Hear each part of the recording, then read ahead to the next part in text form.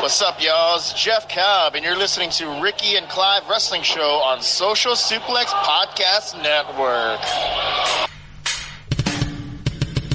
You're listening to the Ricky and Clive Wrestling Show. Listener discretion is advised at all times.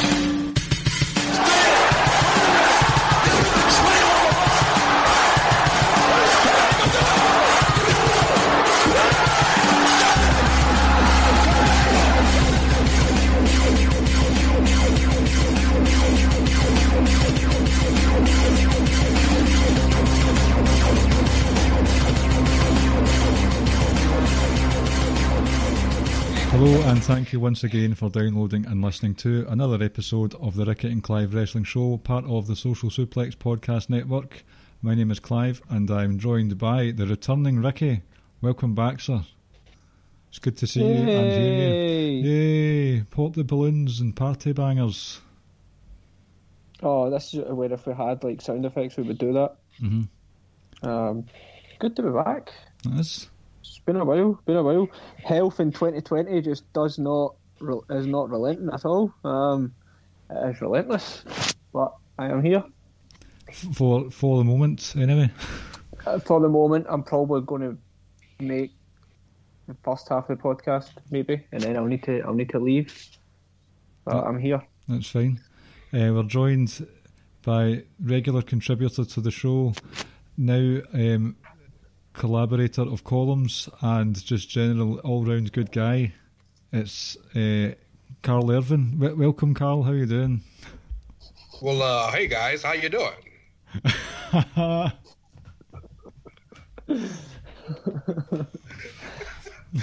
You like my Carl impression? Your redneck Carl impression. It reminded me of. Let me tell you something, guys. It reminded me of Richard Pryor's impression of a white man. So all black people doing white men impressions sound exactly the same because we don't know what they sound like. But do you not think Tiger Woods sounds like a white man? Tiger Woods is different because Tiger Woods comes from a different area and a different place. Okay. Tiger Woods is so white. he sounds. Well, no, Tiger Woods is black. Tiger Woods' bank account is white. Yes. His tax bracket is white. Absolutely. But no, Tiger's half black, half what is it? Is it Chinese? Malaysian, Chinese. Malaysian. Yes. I thought it was half tiger, but never mind. I mean, well, you know, your boy OJ said, "I'm not black, I'm OJ." So if he could be OJ, then Tiger could be Tiger. Right. Due to the potential for Ricky having to depart early doors, we're going to kick things off with the return of our 64 wrestler best ever wrestler bracketology thing. Last time Well, hold on, let the people know it's really not Carl, it's Rance, it's Ray, it's me. Well, they'll have read. Yeah, for the record. They'll have read the show notes, so they'll know what the score is. I just need people to understand. I'd like to think they would recognise your voice by now as well. I would hope so, but there are those who have never heard Carl because Carl didn't show up for like 6 years. So they might think that we just sound alike. No, this is the black guy, not the white guy. Welcome, Rance. Thank you. Okay, so, bracketology. We came up with, let me just double check, 23 names last time, all from WWE/NXT, who we feel has been the best performers over the last decade, even if it is a snapshot of that decade, but their stock was so high for that time that we thought it would be remiss of us not to add them. So, we're at number 24. We had a quick discussion about this off air, and we thought, right, let's just start discussing it on air. So, Rance, are you happy to provide some input in this? We're going to maybe go for 21 names. How does that sound for you? Yeah, I'm game. Always. I mean, if he's not going to give any input, then just take him out the call right now. Damn. You the one leaving. Hold up. That's true. I got kicked out before the show even really got started. Mm-hmm. Damn. That's a record for you being kicked off a show, is it not? That's true. Normally I go about halfway. So 5 minutes in is a brand new record for me. Of your own damn show. Well, clearly it wasn't my show. Clearly. Nice wee nod to 2018 there. Was it 2018? Oh, the good old days. The good old days when you could do a podcast with somebody, become friends, and then kicked off the show simultaneously at the same time. Good old days. So, now there were two names that Ricky and I thought of that we're going to add into the AEW/indie portion of this 64 wrestler bracketology. And those two names were John Moxley and Chris Jericho. Because, okay, John Moxley's and Jericho have only recently become out with WWE. They did a hell of a body of work in those 10 years. So, does anyone have any gripes about those guys being in? No. They'd be on the list. You could put them both in based on purely what they've done in WWE alone. Mm-hmm. Hell, even if you wanted, you could probably put Jericho in just purely based on the last 2 or 3 years. No, I've got. I think there's about 4 or 5 people that I think we can all just quickly put down and be like, yep. There's no debate. And those other ones would be Omega, the Bucks, Cody, and I don't like this one, but I would probably have to say Jay Lethal. All right, okay. 10 years, okay. But putting Lethal in brings some questions about some other Ring of Honor guys that don't get enough love. And that's the thing. I think what we spoke about last time was for instance, if you look at Punk. Now Punk hasn't wrestled in was it 2013? What was it 2013 or whatever? 2014 is when he quit. January 2014. He's only got 4 years, but as we said at the time, the peak was that damn high. It doesn't matter if he's not been here for 6 years. So I think Lethal. I'm not saying he had the same kind of peak or anything, but I think he's hit a level. It's been pretty consistent and pretty high. I'm open to debate. I don't care if he's not on the list, but I think he's definitely worth the consideration, and he might be one that we might add on at the end if we're struggling for numbers. What do you think, Rance, with Jay Lethal? Or do you have any issues with Omega, the Bucks, and Cody? I don't have any issues with Omega, the Bucks, or Cody. I'd put them in before I'd put Moxley and Jericho in under this category because Omega, the Bucks, and Cody have been indie wrestling for the past 5 years. Longer. So, yeah, no problems with those.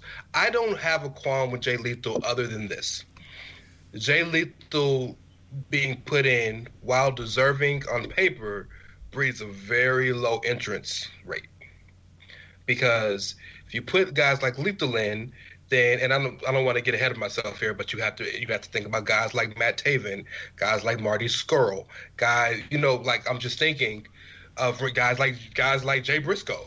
If we're talking, or the Briscoes in general, if we're talking Jay Lethal, because Ring of Honor is so low on the totem pole, and Jay Lethal has only really been in Ring of Honor for the majority of the past 10 years. So I just that breeds a very low entrance rate where that putting him in so early might lead us to put people in that might not be deserving as some other people. Yeah, I would happily leave Jay Lethal to the 17, 18, that the back end of it was just a name. Marty Scurll was the other one I had in mind. I think that one, I think there's some merit there, but I think we need to put the bona fide certainties in first before we look at those people. Sure. And for the record, name, there's no Scurll without Ospreay. For the record, you can't think of one without the other. I think the other one that I suppose it could fall into the same bracket as Jay Lethal would be Magnus / Nick Aldis. I think he's a given. That's a good shout. I don't know about you guys. I love these stuff in Impact. I absolutely love these stuff in Impact or TNA, whatever it was known then. But he's single-handedly held together a company in NWA.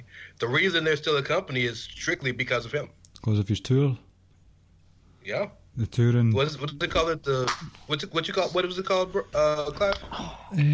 The expedition of gold, or the 12 pounds of something with gold in it. 12 pounds of gold. Definitely, 12 pounds of gold certainly sounds. Yeah, I mean, let me Google it. The expedition of gold actually brings up someone who I think should be in with a shout. Obviously, things are a bit different within the last few months, but Matt Hardy, he peaked in a big bad way at the end of 2016 with his broken gimmick, and that transferred over onto WWE as well. It was very successful at the start. He came back in, tag title reign straight away.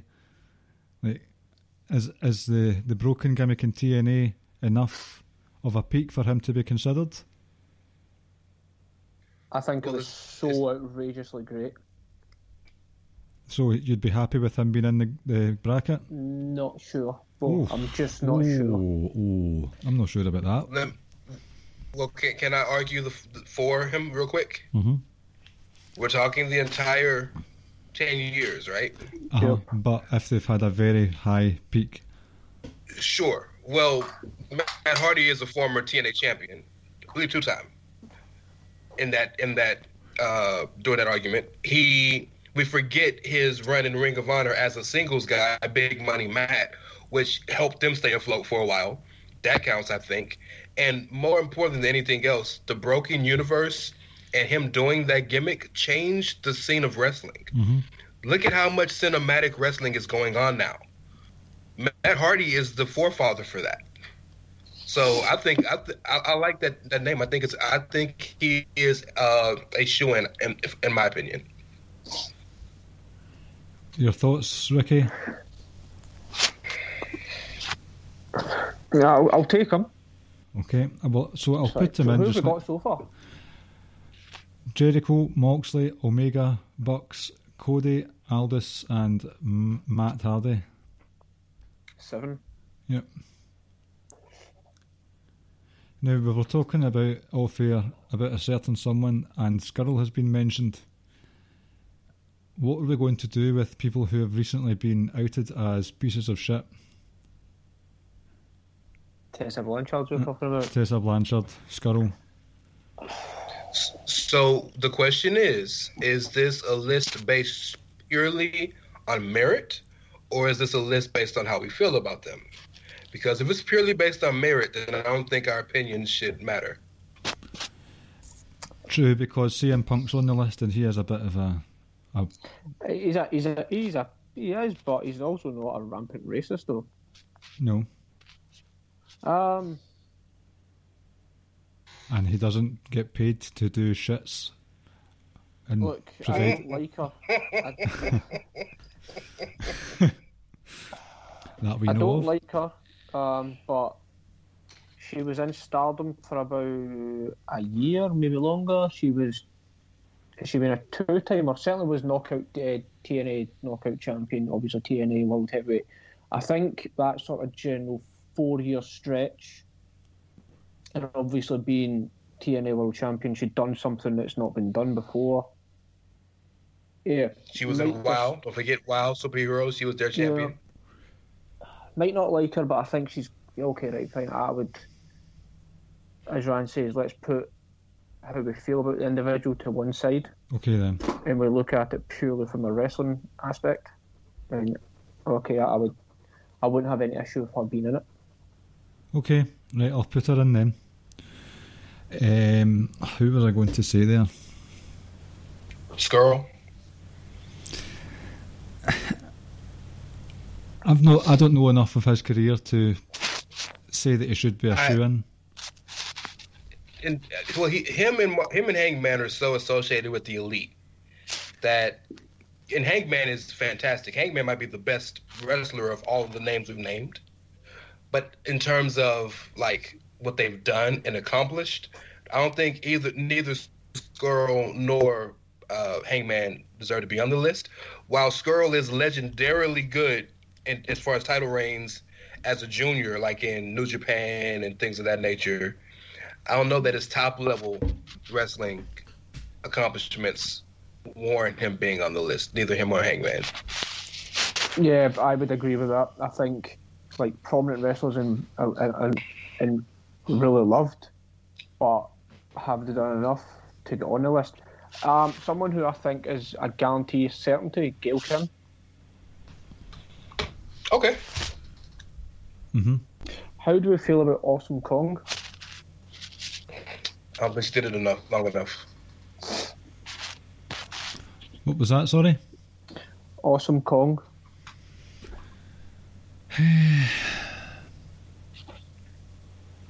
She's had a quiet few years, but in those years she has been on a TV show. A wrestling TV show at that. What about the Good Brothers? Now, I was listening to The Edge the other day, and Rance isn't a big fan of the unit that is Anderson and Gallows. But I think if you look at what they've done... What have they done? Held, was it the Raw, Smackdown tag titles twice, if not 2 or 3 time IWGP tag team champions. Isn't that alone maybe worthy enough for consideration? I'll give you consideration just because of the fact that I think while they as a team ain't like anybody can win IWGP Heavyweight Tag Championships. They don't have no tag teams, you know. But their importance to probably the most important faction like true faction, not like stable of the past 10 years is like you can't think of the Bullet Club without those two. In fact, Gallows owns Bullet Club, I believe. But they just if you're talking tag teams, there's a lot more tag teams and more. GOD's more deserving of being named here than I think Gallows and Anderson. I don't like them together. They're entertaining, but they don't do anything of note to me. I kind of agree with that, but they do have quite the resume to their name. We'll put a star by them. I'm okay with it if you guys are. We can put them next to Jay Lethal and discuss it. Right. What about FTR? Now, funnily enough, I was going to mention them. I think they have to be. If we're putting tag teams in, yes, I think they are deserving. Sure. I have a name for you guys. Are we all good with FTR? I am. Part of me just thinks that's the 2017-2018 NXT run bias. But that run was so damn great, and like, I know I know we're not going to start bashing stuff, but I actually like the way they've been booked in AEW, and now they're the tag team champs there. There were multiple tag team champs when it came to Raw and SmackDown as well. Like, and I keep saying, like, I know this might not factor into it, right? But there's a difference between booking and just like actual how great of an tag team you are. So yeah, when people talk about FTR not that great, no, hold on. They still have been in the last 5 or 6 years like one of the top, if not the best, but certainly the top 3.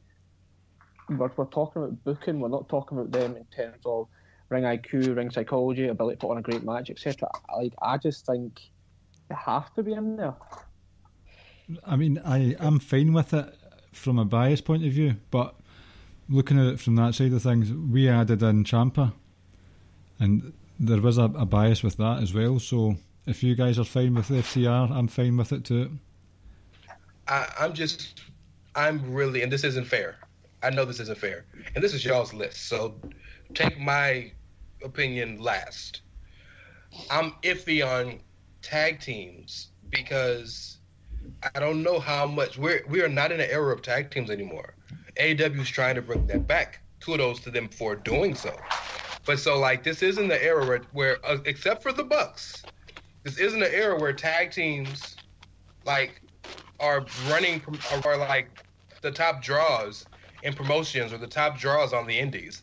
Like tag teams are just what they are in WWE almost.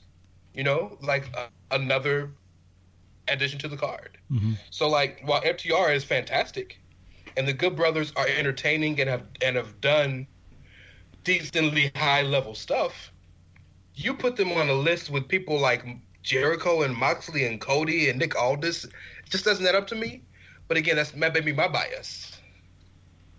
It doesn't, but I also think that we have to have spaces in here for tag teams, because I think like, as great as, say, people like the Bucks or Usos or New Day, whoever it may be, but well, if you sit and compare them to, say, Roman or Okada or Seth, etc., you're like, well, you know what, like, you guys won't get a look in, kind of thing.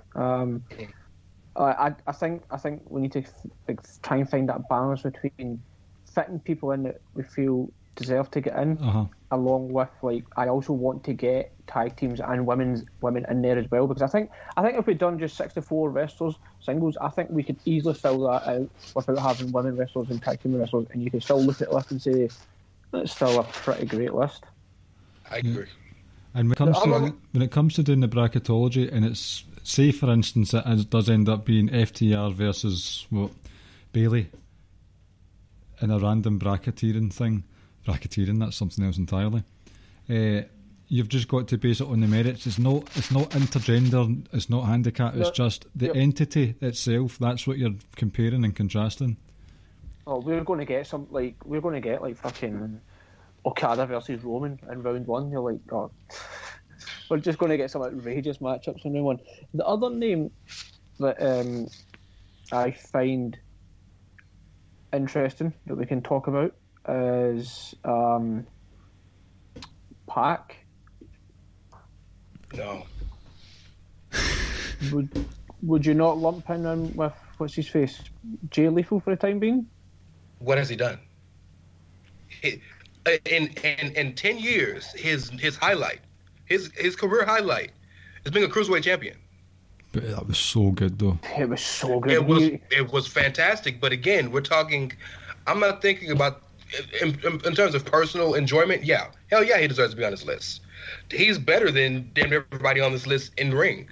But in terms of, I'm looking at this strictly. I'm looking at it as if, from the way you guys have brought it to me, as if I'm a general manager picking the new striker for the Celtic or the new point guard. Like, I can't put bias in this, right? So I'm looking at just what he's accomplished. The Cruiserweight title is the 5th most important title on that brand. He couldn't even get on pay-per-views. So I will try and counter that in the sense that we kind of spoke about the Bucks. Aldis. He was the Cruiserweight division for like 18 months or so. And I think, remember his stuff in NXT. He was also NXT champion, NXT tag team champion. He was also, wasn't he United States champs as well at one point? Who are you talking about? He's talking about Pac. Neville. The only main roster championship he ever won was the Cruiserweight Championship. Crazy. Ridiculous. But, no. I would lump him next to Jay Lethal, and I think we'd come back to it and see if we're able to fill it out. Rance, if you get any names, because I've got 2 that I'd like to posit. I definitely have one I think that I would put as a guarantee, but you guys might think differently. Okay. Pentagon Jr. I was going to say him anyway. Put him down. Triple A Mega Champion. I think he was Triple A Heavyweight Champion a few times. TNA World Champion. Lucha Underground Champion. See as well, the Lucha Underground stuff, and I know this is a bizarre comparison to make because the optics are vastly different, but Pentagon was the Steve Austin of Lucha Underground. Absolutely. He was that badass anti-hero who took no prisoners, beat everyone up, and it was always the bosses that fucked him over. Like, he was Steve Austin. Absolutely. So, Pentagon Zero Dark 30 then. And yeah, right. Pentagon Zero, 25,000. Pentagon got more names than R-Truth has names for the title. The only other person, real quick, that comes to my mind, and I guess I'm on a lucha kick today, is Rush. 2-time Ring of Honor champion, won every title damn near in Mexico. He started Los Ingobernables and then started LIJ. What do you guys think? The fact that he started those things, the two factions, that gives me pause for thought. Ricky? Who was your other? Yeah, I'm fine with him being in it. Oh, straight Who was your away? other one? Not even the maybe? No, not even the maybe? No. Okay. No issues whatsoever. My other one was, now, it's a weird one because the last few years have not done much of note, but just for a constant in the indies over the last 10 years, most of the last 10 years, Chris Hero. He's the king of the indies. Yeah. He's the king of the indies, yeah. He's the only wrestler that would be on this list that was hurt by going to WWE. Because I can't speak much for his accolades out with WWE, but I knew... There are none. I knew... Well, but it's just... You just know... Like, you know all about Chris Hero. Yeah. I had a name now, it skipped my mind. So let me run down Hero's like most known things in WWE. He's known for breaking Richie Steamboat's back. He's known for I don't know if that's kayfabe or real because it was kayfabe, but like Richie Steamboat never wrestled again. He's known for getting his ass beat by William Regal. He's known for fighting Velveteen Dream and being Velveteen Dream's first win on TakeOver in a match where it was like a strike match and Velveteen Dream did knocked him out, but he's the knockout artist. He's known for tapping out to Matt Riddle twice in one night. Like, there's not very many positives for my boy Ono. So, not in WWE. Like, WWE has hurt his career. You don't hear me say that often. It's like it really has. I have two names. First one is Austin Aries. Ooh, I just got a nasty feeling in my stomach. That'll be all those bananas. Austin Aries with his vegan nonsense. God. And the other one, I just don't think we can do it, but I really, really want to.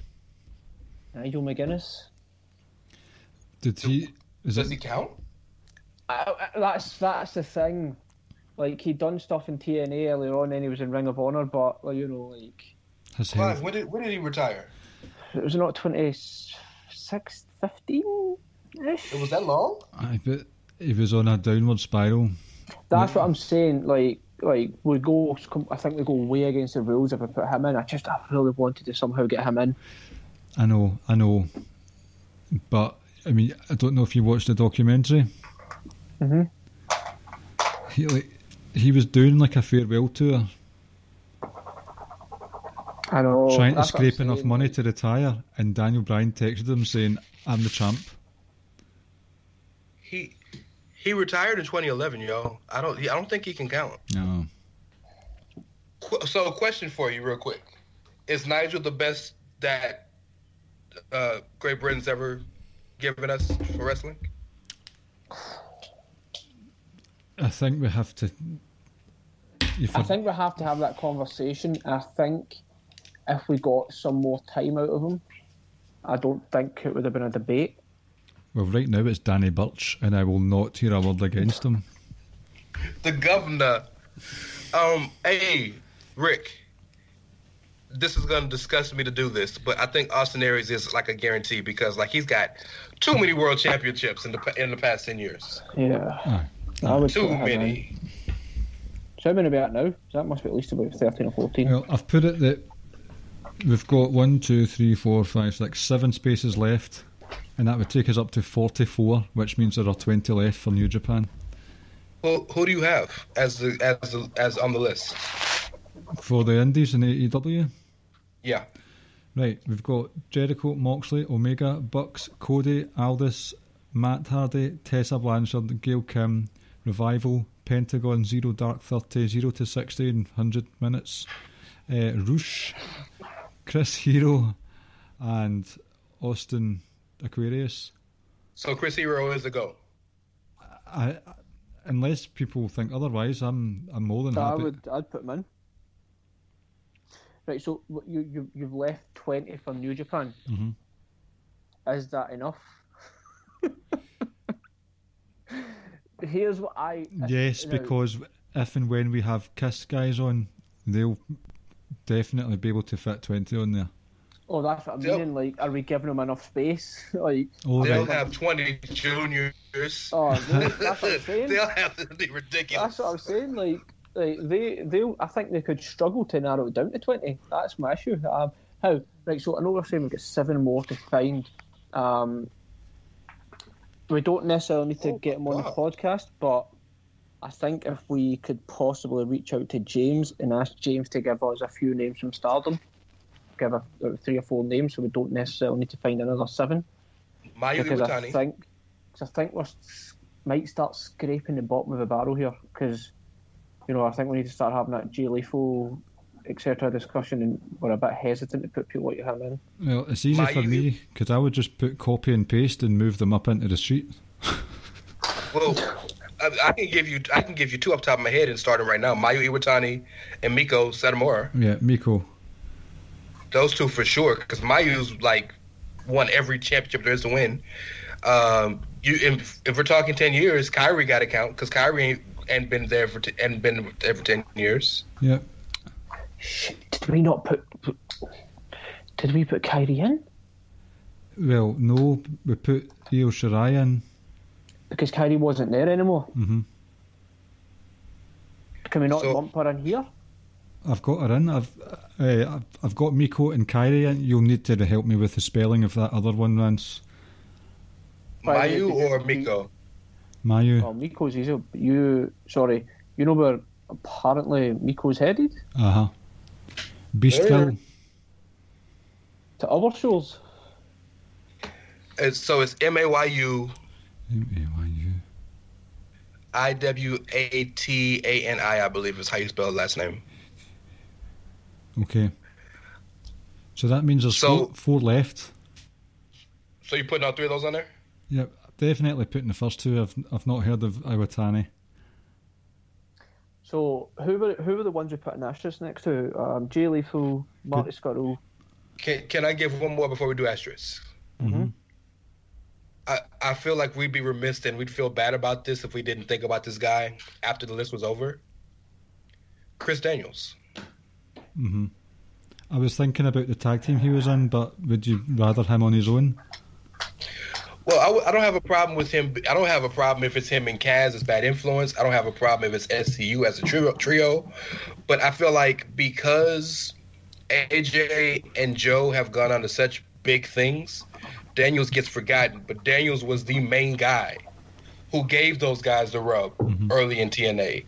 Daniels was the guy who gave so many people the rub in Ring of Honor. Daniels was the guy who's given so many people the rub. Won championships. He even had a world championship not too long ago. Cody beat him in Ring of Honor.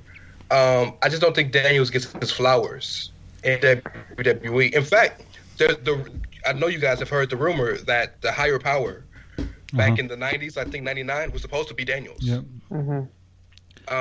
So I don't think he gets his flowers enough. In fact, currently right now in 2020, he's the head of talent relations for AEW. Is he? So he's over talent relations. Well, he needs to. He needs to get his fountain pen dipped in ink a bit quicker. I think my only Jim Ross and Johnny S. He is not. Yes. I think my only hesitance about Christopher Daniels is a lot of what I would say his absolute best stuff was pre-2010. I think when you think of Christopher Daniels, you think AJ, Joe, X Division, and that was the mid 2000s, mid to late kind of stuff.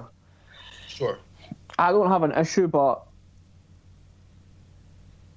I think we could debate with him along with Jay Lethal and whoever else we've got. Well, it's on YouTube. Remember, we have Chris Hero on the list, so I would personally have Daniels over Scurll.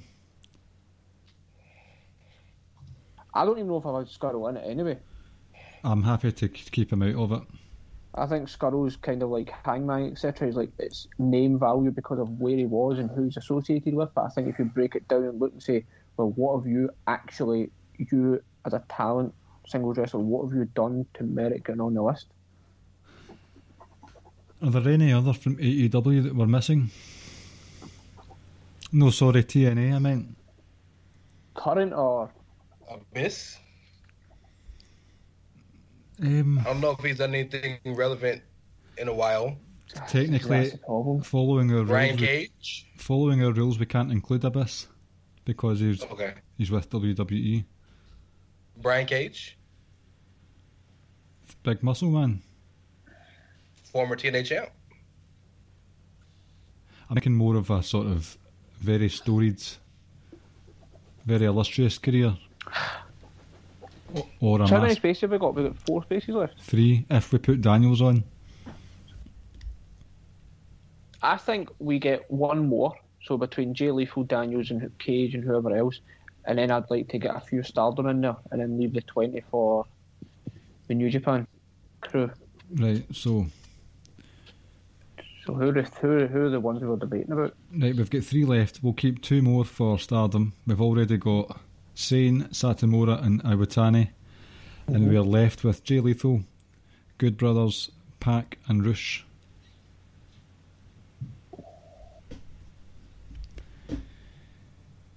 I think Pac has done less than Jay Lethal. I mean, like the I remember it vividly because I watched the pay-per-view. It was the same night in the Ladder War where Christopher Daniels was murdered about 50 times. No, that was actually wrong. That was a year after. It was a night where AJ Styles, it was the Bullet Club versus Kingdom, and it was basically a 6-man tag super kick party. Jay Lethal was the TV and world champ, and that was a big deal in ROH at the time. No, he wasn't. It was one of the Briscoe brothers, and Jay Lethal became the double champ that night. Is that correct? 2015? Am I right? I don't remember the night, but I know I don't remember what year it was. You're better at years than me. Jay Lethal winning the TV and World Championship was massive, and I think it did more for the wrestling community than Pac's admittedly excellent cruiserweight run. Right, so I think we could probably agree it comes down to maybe them two. So, Rance, you're not going to understand this analogy, but Clive, I would say, based on what Rance is saying about Jay Lethal, like, you know, Ring of Honor's been piss poor for so long, and, you know, do we really give a fuck about them? So, I would liken, say, Jay Lethal to, remember the Good Doctor? That you scored all those goals for Gretna? What was his damn name again? Remember? The Good Doctor? He was a GP, and he played striker for Gretna, and he scored like 50 goals in a season. No, I can't remember. Right, so basically he scored all these goals for Gretna when they were in like the 3rd division, right? Would you take him because he scored so many goals at a low level, or would you take, say, someone like, I don't know, say Gary O'Connor when he was at Hibs, who scored maybe about 10 or 12 goals in the SPL but was never really that great, but done it at a higher level slightly than the Good Doctor, Kenny Duker, I think his name was. Kenny Duker. What a Scottish name. But do you get the metaphor I'm going with, the analogy I'm going with here? If that is your comparison, then I would not pick Gary O'Connor. But would you take the guy that's done it for a smaller team at a much smaller level but produced more at that level, or would you take the guy who may not have produced at the highest level what you might expect but is done relatively okay but at a higher level? I would liken that to Pac. I suppose Rance, I suppose it's say someone Rance, I would say it's someone hitting say 40 or 50 home runs in the minor league. Would you take that person over someone who hits 5 or anywhere between 5 and 10 home runs in the major leagues? Which one would you which one looks more impressive, or which one you say that I like, you know? The 40 home runs is more impressive. Even at the minor leagues? Even in the minor leagues, because everything isn't always linear. You're not, the guys in the minor leagues aren't competing against the guys in the major leagues. They're competing against the guys that's put in front of them. So your job isn't to compare yourself to what they're doing in the majors. Your job is, motherfucker, throw the ball at me, I'm gonna knock it out the park. Right, so I think Rance goes Jay Lethal. I think I would lean to Pac. So Clive, I think it's down to you. I would go for the doctor, the GP that scores for fun. So Jay Lethal. As long as I can call him Jay Duker. Murray might remember who his damn name was. I'm going to Google right now, but yeah, I'll find Jay Lethal. Don't have an issue with that. Yeah, I mean, Pac's great. You guys know I was a big fan of the cruiserweight stuff, but I think Jay Lethal's the TV world title thing in 2015. That was a bigger peak. It's become a reoccurring joke how little WWE cares about the cruiserweights, and that joke is even further perpetuated by the fact that even though Neville had a fantastic, damn near year-long title reign, the only person that mattered was Enzo. So, that tells you everything you need to know. Sorry, 205 Clive. Can take Jay Lethal. By the way, Clive, Kenny Duker scored 38 league goals in 36 matches for Gretna in the third division. Well, it was no Marco Negri who scored about 35 for Rangers in half a season. That's right, and then just fell off a cliff. That's fine. So we've got 3 spots left then? 2. Right, that is a task for James. Right, so I'll go over all of them so far, right? All 42 names. Seth Rollins, Roman Reigns, AJ Lee, Daniel Bryan, AJ Styles, Charlotte Flair, Becky Lynch, Sasha Banks and Bayley. Asuka, Usos, New Day, CM Punk, Brock Lesnar, Finn Balor, Paige, Kevin Owens, Tommaso Ciampa, Johnny Gargano, Adam Cole, Nakamura, John Cena, Io Shirai, Jericho, Moxley, Omega, Bucks, Cody, Aldis, Hardy, Matt, Blanchard, Gail Kim, FTR, Pentagon, Rush, Chris Hero, Austin Aries, Miko Satomura, Kairi Sane, Mayu Iwatani, Chris Daniels and Jay Lethal. So far that is a who's who of the last decade.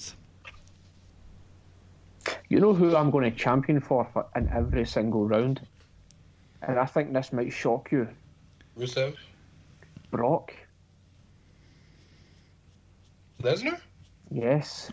You didn't name him on the list? No, he's on the list, but whenever we're debating, I think I'm going to be pro Lesnar quite a bit. Oh, when y'all do the... Yep. Yeah. When we start doing the bracket. Well, keep it a buck. If it's strictly on accolades, I mean, Brock probably should win the whole damn thing.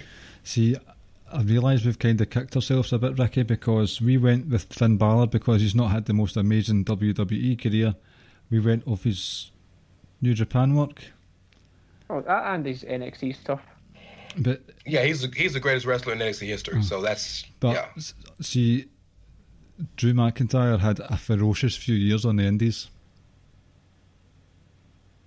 TNA, Evolve, ICW. He was a big deal. Who in that first list would you remove to put Drew in? Because remember that first half of this decade, he was 3MB. Remember? AJ Lee. Oh man, I'm sorry. I had something in my throat. I would say. I was going to say. Don't you dare say Punk. Don't you dare say Punk. No, I was going to say AJ Lee. Yeah. AJ Lee is the most overrated wrestler of our generation. Completely overrated. She's overrated because people like her. But what has she done? She was the women's champion in an era where the women barely wrestled. Right? Just keep it a buck. Mm-hmm. The reason she was over wasn't because she was the best women's wrestler or the best talker, but because she was put in major storylines with Daniel Bryan, CM Punk, John Cena, and Kane for a year and a half before she even wrestled a match. Like, keep it a buck. AJ is the victim of perfect timing. She ain't done nothing deserving of being there. Read that WWE list again. Rollins, Reigns, AJ Lee, Daniel Bryan, AJ Styles, Charlotte Flair, Becky Lynch, the Horsewoman, Asuka, Usos, New Day, Punk, Lesnar, Balor, Paige, Owens, Ciampa, Gargano, Cole, Nakamura, Cena, Shirai. Fuck, take John Cena out. 10 years? Even I would not like. I think so the two names that pop to mind, probably, like, if you say, would be AJ Lee and Paige. I think Paige did more than AJ Lee. Yeah, that's what I'm saying. I'm comparing it to everyone on that list. That's the only two that I could possibly make room for Drew, but yeah, Paige did significantly more than AJ Lee. Yeah, and less time. I'm quite content with the WWE list we've got. You want to keep McIntyre off? I would keep him off. Ooh. Ricky Rickerson. What are you doing? No, I think. May I make a suggestion? What if we just dumped Jay Lethal and put Drew McIntyre instead of him? Well, can I make a suggestion, if you don't mind? I know I'm just the friends of Ricky and Clive and friends, and this says I have no say in the matter. Why don't you put it to a poll on Twitter? Do that. Right. For who? AJ Lee and AJ Lee or Drew McIntyre? Or why don't you dump Jay Lethal in there as well? Put the three of them in, and the person with the least votes gets punted out. I don't want to give WWE guys too many. They already have 23. Right, fine. Put it to a poll: AJ Lee and Drew.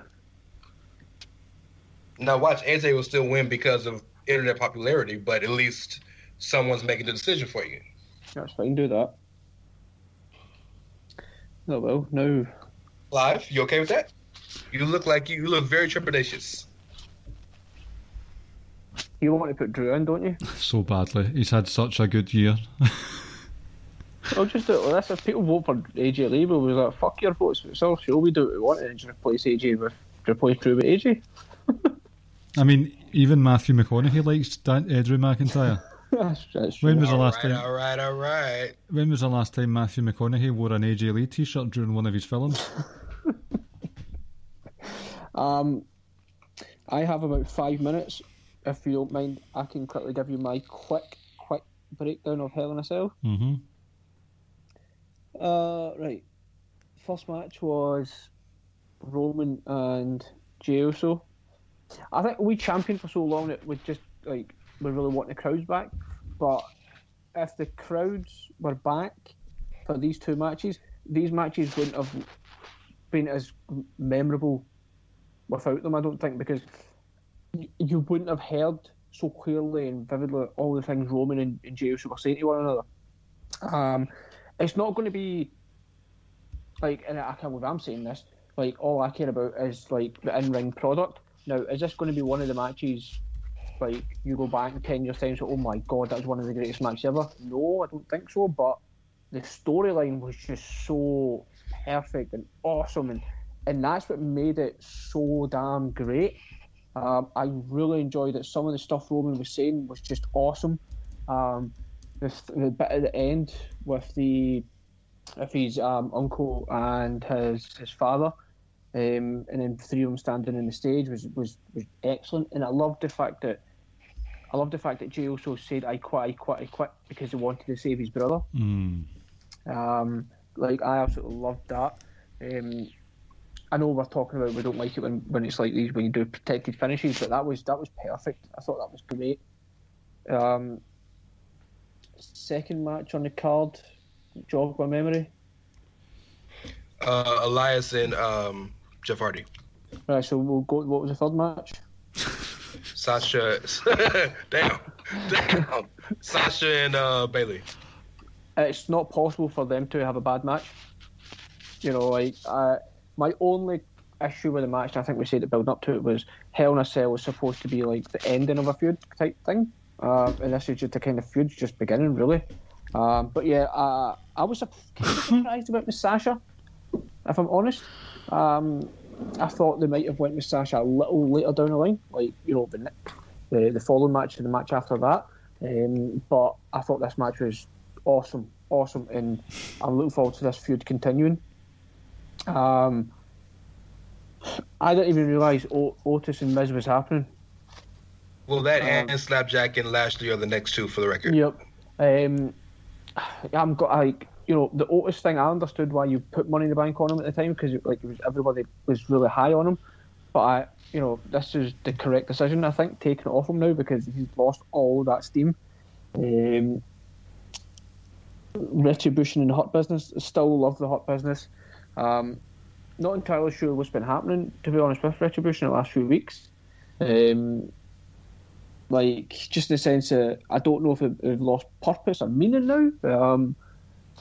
But yeah, and then obviously we finish it off with Drew and Randy Orton. This match surprised me the most out of them all, but I just never had it in my head that Drew was going to lose the title. That completely shocked me. I still don't think it was the right decision. You know, I think the thing with Roman, when Roman eventually loses the title to whoever it may be, I so hope it's in front of fans, because that is going to be such a big moment because of how great Roman looks. I felt like Drew losing it could have been like a bigger moment. No disrespect to Randy Orton, because I think Randy Orton for the last sort of 12 months has been just fucking outstanding. I think he's been great. So I don't have an issue with Randy's holding the title. I wanted Drew to hold it for longer.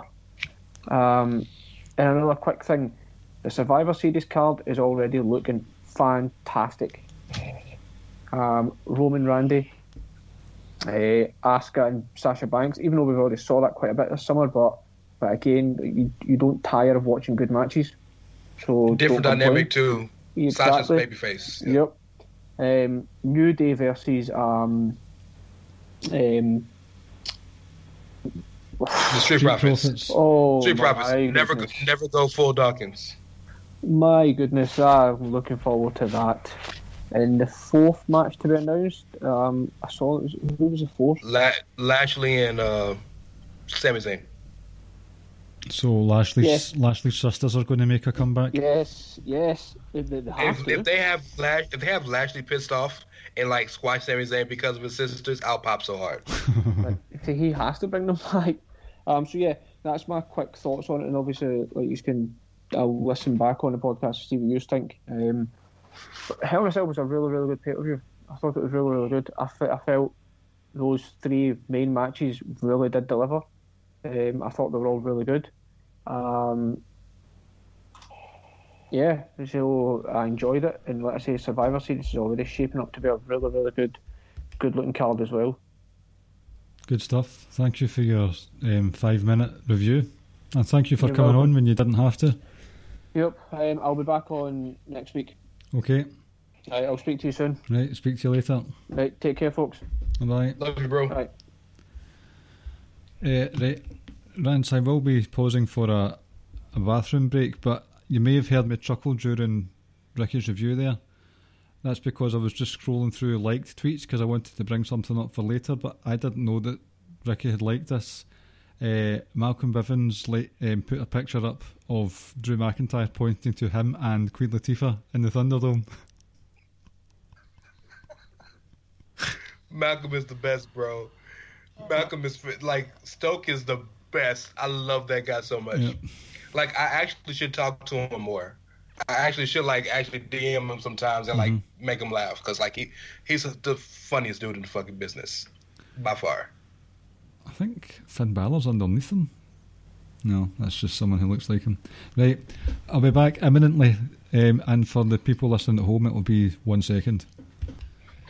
So the first thing I want to bring up, Rance, is that I am going to steal a moniker from your podcasting co-host, and that is the Sage of the Squared Circle, because a few months ago, can't remember what episode, but I definitely said it, I said the heavy machinery will split up, and the lesser of the pair will get the push. What happened? We had Otis being screwed over by Tucky, and granted, Tucky actually had a pretty decent promo right following the aftermath, but they've done it again. The reason I'm laughing is because something was brought to my attention the other day that I didn't notice. When Miz and Morrison are being interviewed by Kayla, or I think it was Kayla, or it may have been Kayla or Charlie, I can't remember. And Tucky comes out and discusses his promo. He has the promo in his hand. Does he? On a piece of paper, and then he drops it like nobody sees it. It's hilarious. Oh my god! Yeah, I guess they just gave it to him as he walked through the back. Fantastic. Oh, that's brutal. But yeah. Hey, I'll give you your credit for that, but understand, like, you're like 1 and like 199, because every week you say that there's gonna be a title change on TV. So like you're batting uphill. You're saying there's going to be a title change this week, Stevie? 2 of them. Bold stuff. Wait. Maybe 3, because there's a 3rd title match tonight. Jake Atlas and Santos. Oh, right. I didn't know that was a match. Was that a recent announcement? I think it was announced yesterday or today. But Jake Atlas is fantastic, and Santos is the man. So that's going to be a fun match. Do you know what's the most important change that will happen tonight? A change of heart by Killian Dane. So you talked about, I think it was Rick who talked about when fans are back. Hopefully, fans are back when Roman loses the title. Mm-hmm. I need there to be a stadium full of fans for when Killian Dane accepts the music with him and Drake, because when they finally come to the ring, the full walk with the music, that's going to be the biggest pop. I'm actually annoyed that Drake only does it for the odd 2 or 3 seconds. Like, I need to see that dance. I need it. Oh, see, these are the genius. Keep it a buck. Can we be? Well, we're always honest, but can we be like totally honest on the show? This is the reason Vince don't give a fuck about tag team wrestling, because look at this, like Drake, Maverick, and Killian Dane, and like we're glossing over how much we love them. Mm-hmm. Why would you pay attention and keep tag teams and tag teams for years? We would just put 2 people together, and all of a sudden we love them. Mm-hmm. The odd couples, I think it's usually a successful thing. Look at, what is it called in wrestling? Strange Bedfellows? Is that what it's called? Yep, Strange Bedfellows. Yeah. Look at Baszler and Jax. So I enjoy their constant bullying of Lana. That's very fun. That's a highlight of my week. But they got to show me some more. Like, I got to see a little more of them together. Like, everything is cool with them outside the ring. When they wrestle together, like, yeah. No, right, okay. I've not seen enough of their actual wrestling together to comment on that. I just remember Nia Jax getting all up in the camera's face when they won the titles, and that was hilarious. That was funny. So, but you have legitimately one of the pioneers of women's MMA, and you have a near 300-pound Samoan woman, and they're selling for Liv Morgan and Ruby Riott. It just don't work with me. It doesn't do well for me. Yeah, they're too powerful as a unit. Yep, too dominant. Yep, too dominant.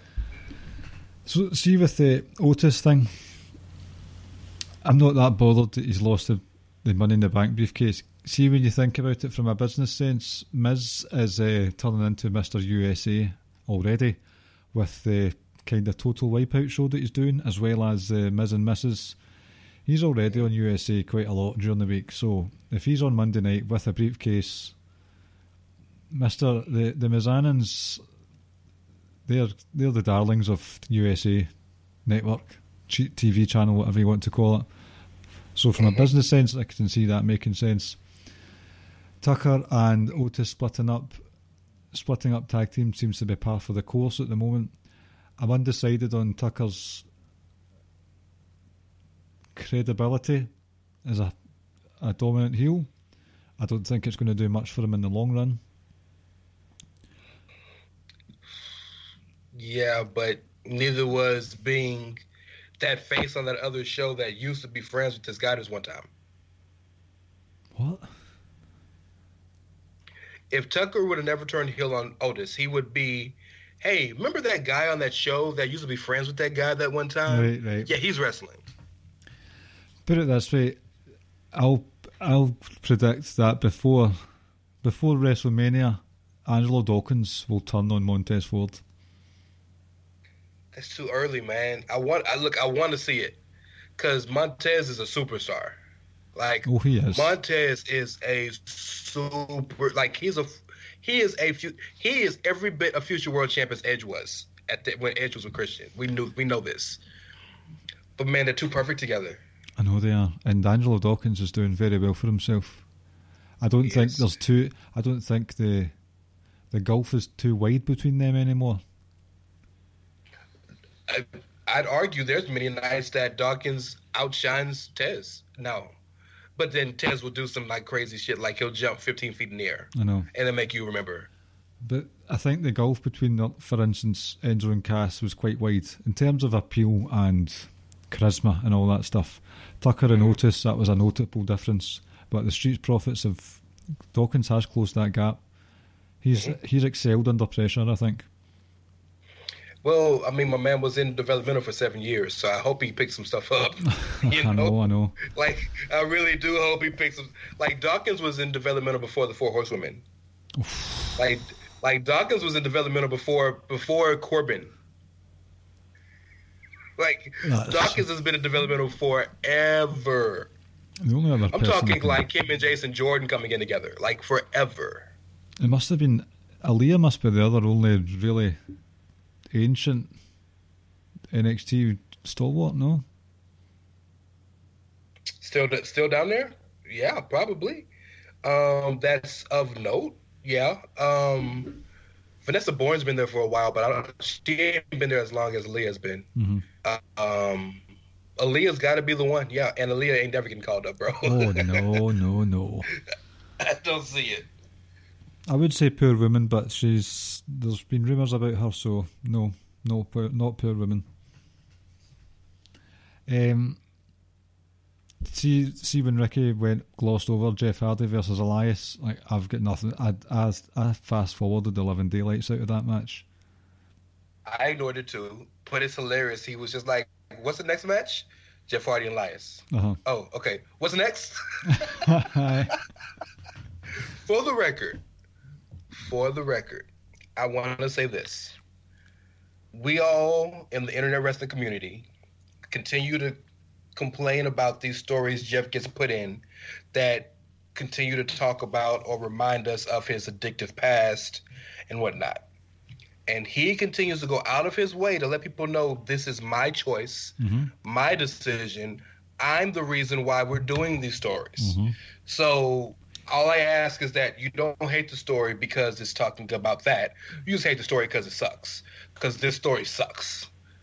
Whether it's about addiction or not. Like, a lot of people were very offended with the drink driving stuff. The angle with Sheamus earlier on in the year. Even his brother. And I was like, listen, Jeff Hardy's clearly signing off on this. If he wasn't, I would like to think Jeff Hardy has enough clout to say to Vince McMahon, nah, sorry, I'm not doing that. Absolutely right. He brings him back often enough. Vince obviously cares enough about him to give him chance after chance after chance. Yeah, Vince loves Jeff. Jeff's been working for Vince for 25 years, since 94. Oh, that's a long time. Like, Vince loved that kid. Mm-hmm. Now, can we talk about the fact that I'm really sick of Elias? Like, Elias can go. Yeah, like I'm done. I respect Jeff Hardy's place in the wrestling world, but he doesn't do anything for me anymore. And Elias is just. I appreciate Jeff for two reasons. Number one, you and I grew up in Attitude Era, so I'll always have love for Jeff, that nostalgia, right? Yep. But number two, at least Jeff has shown he can change it up when he's asked to, or when he's allowed. Mm-hmm. He's shown that he can be different. The TNA, when he was the Antichrist of professional wrestling, that was fantastic stuff, I thought. Brother Nero, Willow, with the things he's doing with his ear gauges, and like he's doing different things. He's not the same guy. Elias is the same promo and the same song and the same getting cut off and the same match every time. It's been like 4 years now. I'm tired of it. Just, it's boring. It is. And I skipped to the part where Jeff Hardy hit them over the head with the guitar, and I thought, cool, move on. So shall we then. And I thought I'd keep this Hell in a Cell matches till last. So the next one that we have is the Bobby Lashley versus Shane Thorne Slapjack. So, Clive, tell me, how do you feel about this whole Retribution story and them getting continuously outsmarted or beaten down by her business? Like, what are your thoughts on that situation?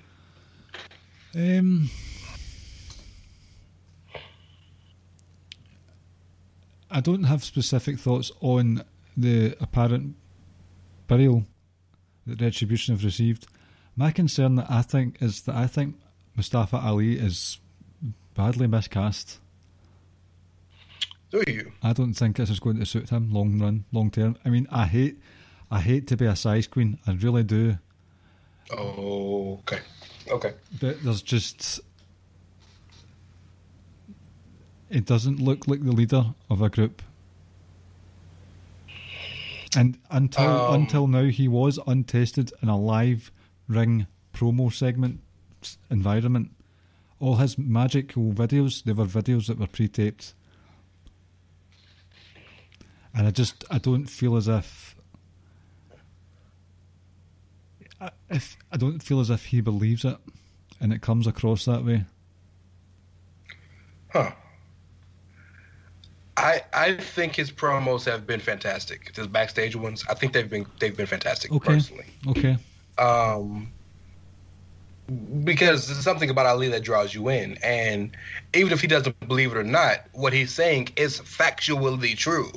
Like, he's not out here saying any promos that's like, huh? Like, he's not out here cutting Bray Wyatt promos about Fireflies and Sister Abigail. Like, he's saying real things. The company is greedy. They don't want to push somebody named Mustafa Ali. Like, these are true things.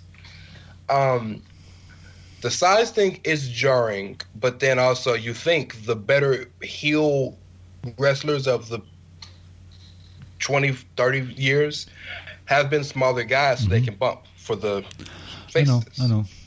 It's just, it seemed like a striking visual on Sunday when they rushed the ring and he was in a boiler suit.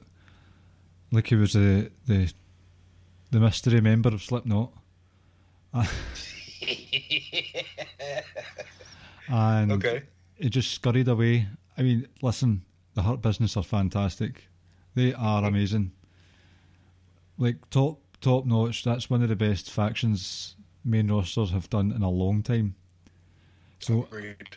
Retribution, I don't mind that they're made to look silly, because Hurt Business are, like, if you had so many good factions, none of them would stand out. The Hurt Business are standing out. So I'm fine with that. It's just Ali himself. I can agree with you on this point. I think that we are at a very big crossroads as to if Ali will be trusted. Mm-hmm. Because I think Vince knows he has something with Mustafa Ali. I think he does. Clearly he does, because he keeps when he puts him in something, he puts him in a position of importance. Mm-hmm. Right? Every time he's been booked, the problem with Mustafa hasn't been the importance of his booking. It's been him getting booked in general. Yes. So I think he knows he has something with Mustafa, but I don't think he knows what to do with it, and that's a Vince problem, not an Ali problem. But I feel like, and Vince does this with every major wrestler he's ever pushed. Even with Hogan, He's done this where he'll put you in something you might not like or that you might not be able to make work, and says go make it work. Okay. So I'm terrified that if Ali can't make Retribution work, booking be damned, then that's going to look badly on him as a wrestler when it should look badly on the creative. I'd actually said on a solo, it might have been a solo show, that there is a lot of pressure on Mustafa Ali's shoulders. Like, he's got to bring his A game for this. Mm-hmm. And so far, I've not seen an A game. I mean, it ain't been an F. I mean, he's given B+, A- work. Mm-hmm. But it's not the greatest. It's not the greatest in the world. But he's not given much to work with. He's not. Again, I've been happy with the promos. I don't like that they've lost every match, but I'm okay with it in the sense of how they've lost. Yeah, right. He's the leader. You have minions. Your minions are supposed to lose. It's all right, cool. I can accept that. I didn't like Dijak tapping out in the first match. Right. Didn't like that. Like, that should have been Slapjack. Like, Slapjack's... Shane Thorne is there to be the fall guy. Yes. Right? Like, in all walks of life. Well, yes. I'm sure Mikey Nichols will tell you the same thing. Mace, a.k.a. Brendan Williams, Dio Madden, and Dijak T-Bar should be being built up as his two AOP-esque members, right? And Slapjack should be there to get thrown around. Well, why the hell you got Mia there, I don't know. Either you have two women or you have none. It doesn't make sense to have one because she has nothing to do other than, like, tweak out. She called it a possession, which is the funniest shit I've ever seen on TV. That shit was hilarious. But no, I think he's done well. I just don't think the company sees much or cares much about Retribution as a group. We'll see the merit of Retribution when they're done feuding with the Hurt Business. Mm-hmm. That's when we'll see their true merit, because this is just a bad matchup for them. Yeah. There's been a lot of criticism of Retribution's presentation, and it just seems to be growing constantly. Well, why are they coming from the back? That's something I hate. They should not be coming from Gorilla. Come from the outside like they used to. Them coming from Gorilla tells me they're just regular wrestlers. That's not what they're supposed to be. I still think they really missed a trick with the early Thunderdome days. Like, they should have broken a few screens and come out through the Thunderdome. Just things like that. Or better yet, how about the night that they left the PC? They should have burnt that hole down. Not literally, but you know. Uh-huh. Like, destroyed the PC, which made WWE have to get a new arena. Is that a new building? Is it actually a new building? No, it's the same building. Right. They just have completely redone everything inside of it. Mm-hmm. Right, okay. It's an interesting one. I'm more concerned with Ali than Retribution, because I think, you know, I'm a big Dijak mark. I don't think he was ever going to be a future world champ on the main roster. He was always just going to have these sort of random bit parts, and I would have been fine with that. So it's mostly Mustafa Ali, because I do think he said himself when he was on Edge and Christian's podcast, I believe, that after his first appearance with Daniel Bryan, Vince McMahon pulled him aside and said, "You've got something. You've got a natural empathy from the crowd," which, like, is a good underdog babyface. Vince said that to him. So why then would they just turn that on its head? Okay, if he was underdog babyface, where would you put him? What would he be doing right now? Right now? He'd be just doing the same thing he was doing. Be on main event every week. Probably. So my question to you is, and you are as big an Ali fan as I know, would you rather him stay true to who he is and be on main event and never see him get booked on the major shows? Or would you rather see him like this? He's getting TV time. He's getting significant TV time. Mm-hmm. Maybe it's just talking multiple segments. Mm-hmm. Maybe it's just too early. I like to fly the flag of patience. So give it some time instead. A year from now, we might be talking about how Ali winning the world championship at SummerSlam and we were laughing at why we thought it wasn't going to work a year before. Probably, yeah. Anything's possible. Right, so we're left with the 3 cell matches. I thought all of them were fantastic. They were very varied. Mm-hmm. I picked this up before I checked the group chat thing where Rab Ropes said about the colour schemes.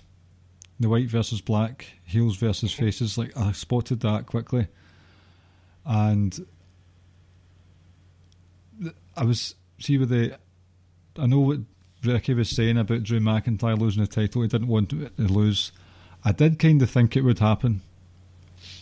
So I wasn't overly disappointed from a Booker's hat. But I was just disappointed in general that McIntyre's not the champion anymore. Because if we're being led to believe what is the case going forward, it's going to be Randy Orton versus Edge, who has already been shown to be injury prone since returning. Yeah. Is he going to be ready for WrestleMania? I would hope so. I would hope so. He had a tricep injury. Mm-hmm. So, triceps is normally 6 to 9 months. So by WrestleMania, it will have been over 9 months. So I'd hope so. I'm all for Randy being champ. While I'm disappointed Drew isn't champ anymore, because Drew had we talked about ad nauseum, one of the best reigns in years. Fought all comers, had fire matches, defended the title multiple times, was a babyface you could get behind. Like, he's cemented himself as a true, consistent, full-time main eventer. But, I mean, Randy's done great, fantastic work. He has. I really hope that Drew isn't just a once and done. I don't think so. I think Vince realized that he held the company afloat for the most part. Mm-hmm. And I feel like this is just this, as they say in the gospel world, this is your setback is a setup for a comeback. Mm-hmm. So I feel like Vince realizes So I saw this tweet, and you see random tweets that don't mean shit, but they make you think. What if Drew gets crowned with his second championship at the first pay-per-view in England? Can you imagine the pop he'd get winning the championship in front of a live crowd at Wembley or the O2 or something in the UK? Oh, if it was Wembley, that would be huge. It's I don't know if you know, but it's a different Wembley now compared to SummerSlam '92. It's bigger. Yeah. It would be better in Scotland, obviously, but. Well, yeah, if it was in Glasgow, I can imagine they'd lose their mind. But there would never ever be a pay-per-view in Glasgow. There might not even be a UK takeover. Not a major one. No. Interesting trivia for you. Drew McIntyre winning the world title and losing it, those are the only 2 matches he's main evented a pay-per-view. It's a damn shame, isn't it? Mm-hmm.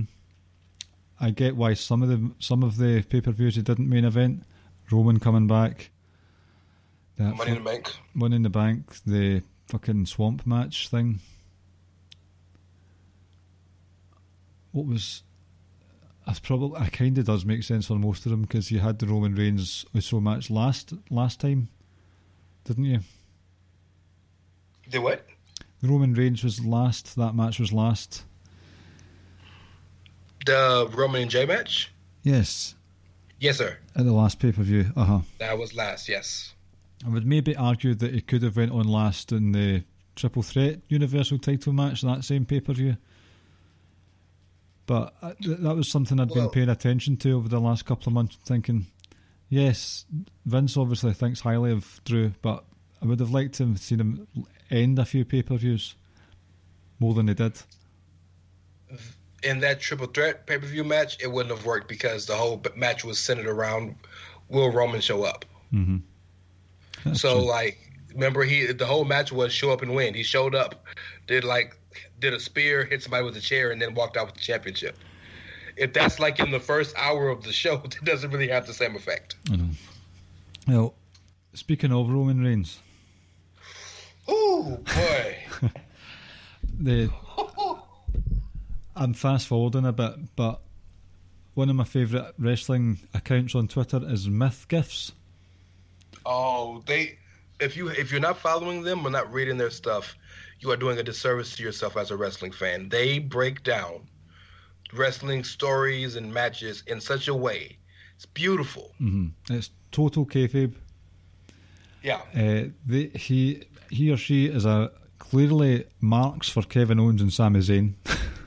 Like that's about 90% of their Twitter feeds.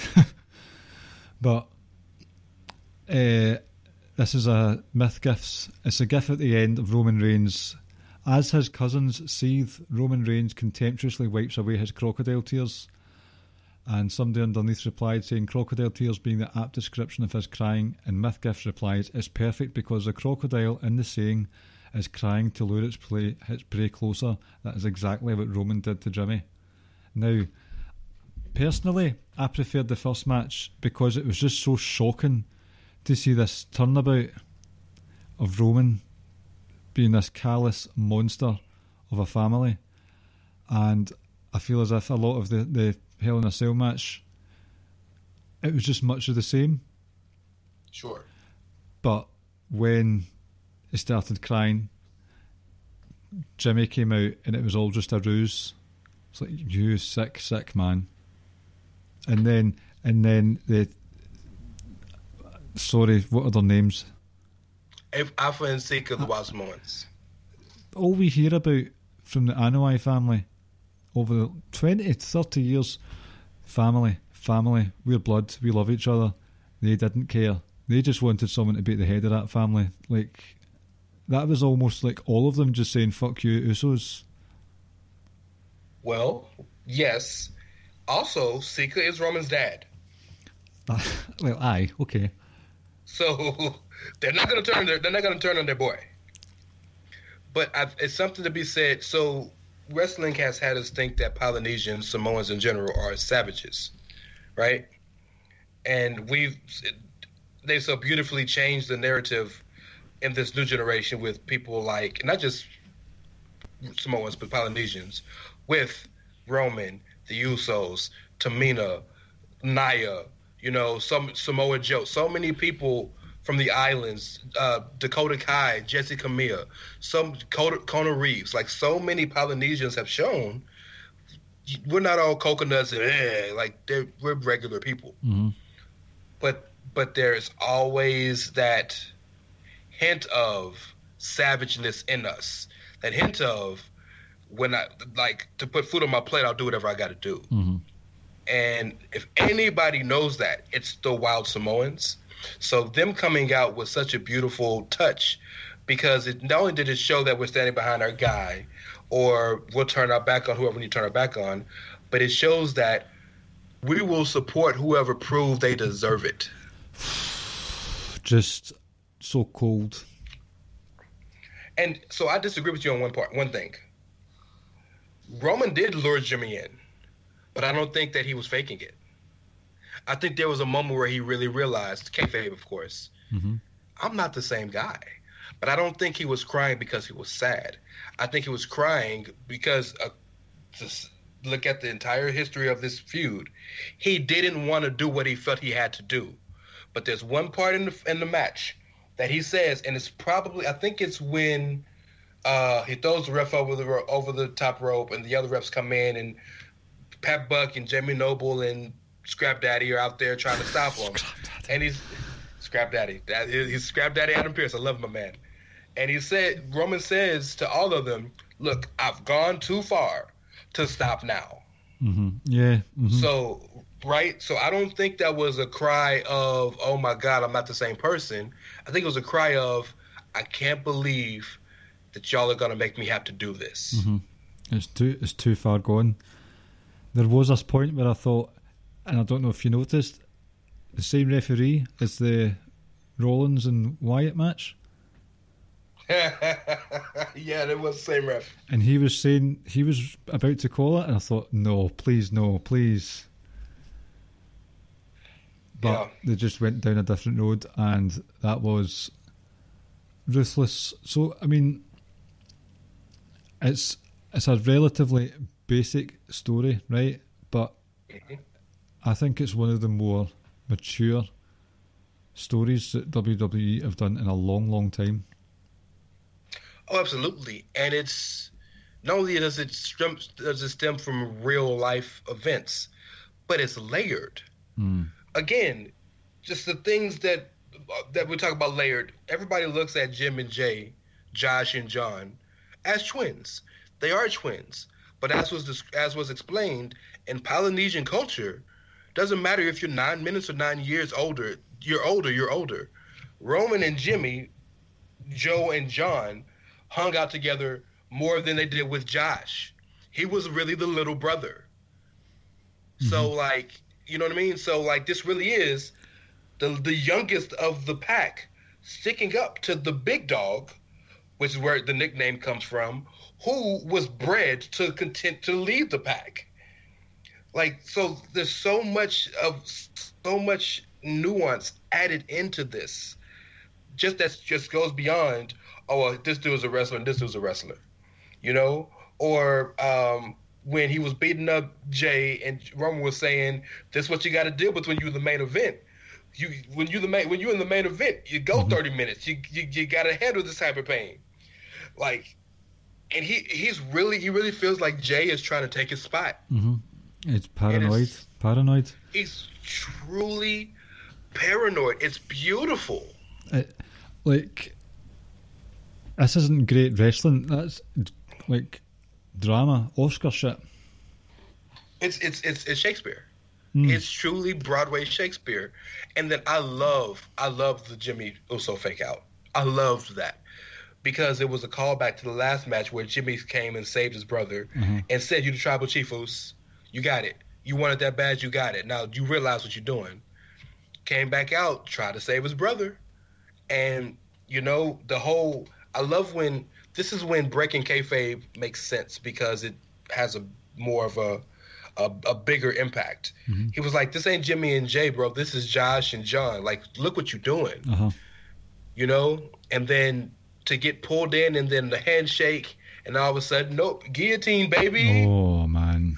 Just...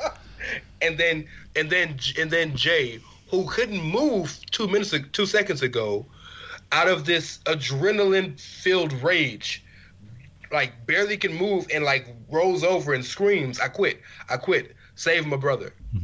It's beautiful, bro. See, one of you and I have talked about linguistics and stuff like that when we're talking about Samoa Joe and promo skills. And there was always this agenda against Roman Reigns after the Punk podcast. But it's dawning on me now that I think one of the reasons that Roman Reigns didn't get over with the Smarks was when it came to promos, it didn't project his voice to the back of the room, right? Okay. It wasn't a very commanding voice. Rollins was loud, Ambrose was loud. They had a voice that, although they were on a microphone, it went all the way to the back. Roman always comes across as a wee bit softly spoken. Sure. So in this pandemic era wrestling, there is no fans there. And I think the heel turns worked because you're getting to hear the dialogue rather than just the promos. Even the promos are quiet as well. You have to pay attention to what he's saying, a bit like Jake the Snake. And it's like you're drawn into him, what's going on more. And I think maybe Roman will never have that voice that projects to the back. Like, this is one of those things he'll teach you in acting class day one probably. But because it's all about people are focusing in on him rather than him having to push out, it draws you in and it just makes you realise this is deep stuff.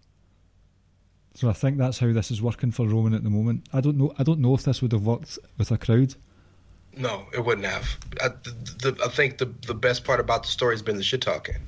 It's been the talking in the ring. It's been the ad libs, the back and forth. That's been what's let us understand most every wrestling match you're supposed to understand what the person is feeling through their body movements and through their their machinations and their inclinations, and when I need, I'm a babyface. I need the crowd to come back. I lift my arm up, and that's what you're supposed to do. But there's no crowd. So how else are you supposed to get the crowd's attention or portray your emotion effectively to the crowd? Well, as you've mentioned so eloquently, the beauty of the pandemic and being in this closed-up space is, I'm just tell you how I feel. I'm gonna tell you what I'm thinking.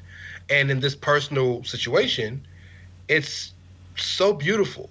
And to your Roman point about his voice, yes, Roman's always had a soft-spoken voice, but that makes him more dangerous from an auditory point of view, like Jake the Snake. Jake would always tell people when he was talking to them, if I yelled, I'd sound like everybody else, but I'm going to make you pay attention to me. And by being calm, it almost comes off sociopathic.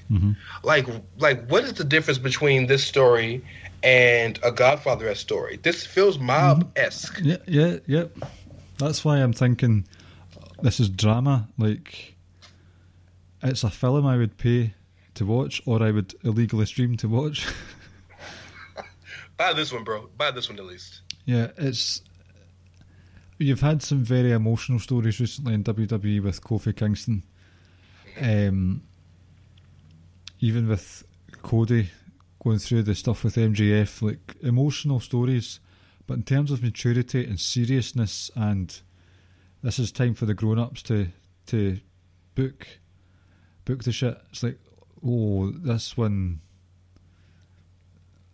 Like, see if there was a Slammy award for Film of the Year. This would win. Like the Oscars, this would win. But a close second, segue time. A very close second. And I'll be honest with you, right? He said he'll listen back. I don't know if he does. You were a late addition. I'm very glad that you're here to talk with me about this. Because that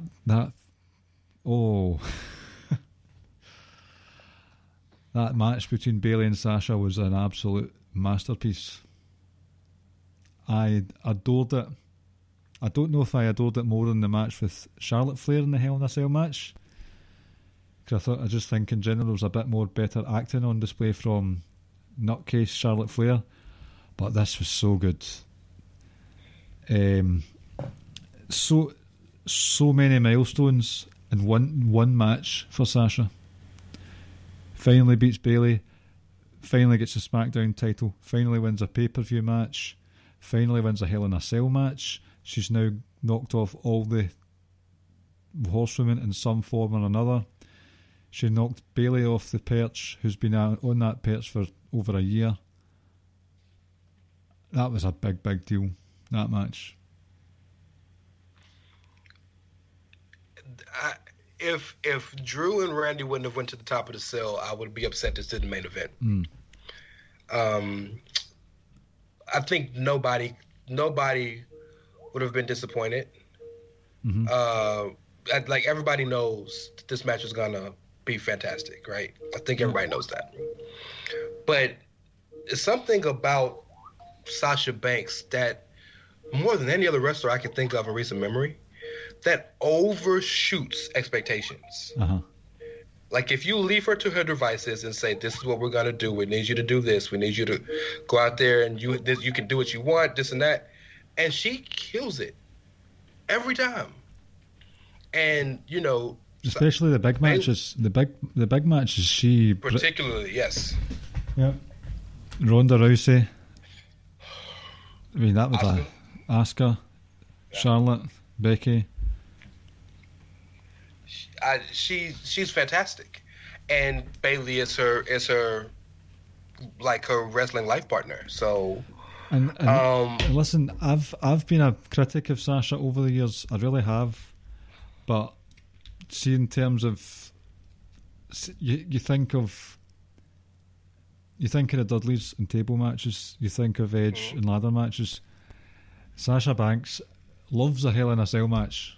She might not win them, but she has put on some. That's 3 bangers in a row. I think Sasha loves to bump. She loves the bump and she loves structures because she was really good in the 2 chamber matches she's been in as well. Yeah.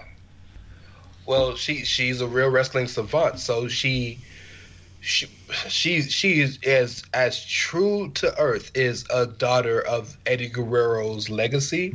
Because Eddie was a guy that could look at a situation and say, okay, we're going to flip this and we're going to do this because I see we can do this with that because this is here. Like, not every wrestler can do that, you know, like what Rollins and Ambrose did with the lumberjack match. There's been one good lumberjack match in history, and it was Rollins and Ambrose. The rest are trash. Yep. You know, Sasha has that. So when you have a structure to jump off of or to climb or to do extra things with, like in the match with Becky, putting the chair up with the kendo sticks and then getting drop kicked on the chair, sitting up high on the cage. Yeah. This one, the Meteora off the steps through the table, like the things. Who thinks of that? But they do. The Meteora specifically, that is a move she's botched many a time, right? But these were riskier. The table one was beautiful. The one off the ladder near the end, that looks devastating. Like I thought Bayley was injured. It looked that brutal. But there was the drop toe holds onto the kendo sticks, the catapults onto the kendo sticks. You know that I'm a big fan of innovative use of furniture. Oh, so good. The use of furniture was so good. The chairs. I completely agree. Yeah. The chairs with the penis spray painted on it. 1-0, but sure, look like a penis. And see as well, sorry, I know I'll probably go off in a few, but I just enjoyed it so much. Bayley realised the stakes were high as well, because throughout this pandemic era she's been sarky and snappy at Cole because she can hear what Cole's saying and she tells Cole to shut up or parrots him. And I can't remember exactly what Cole was saying, but Cole said because of Bayley, and Bayley screamed, like sitting on the floor next to the ring, because of Bayley, that's right, because of Bayley. It's like, you've lost it. Like, you know, Bayley, that the shit's hit the fan. Like, I know it's funny, it is funny, but she's done with Cole. She can't even, I mean, obviously this was a shoot, but she couldn't get the kendo sticks duct taped together. But she my hands are sweaty when you touch me. Oh my God.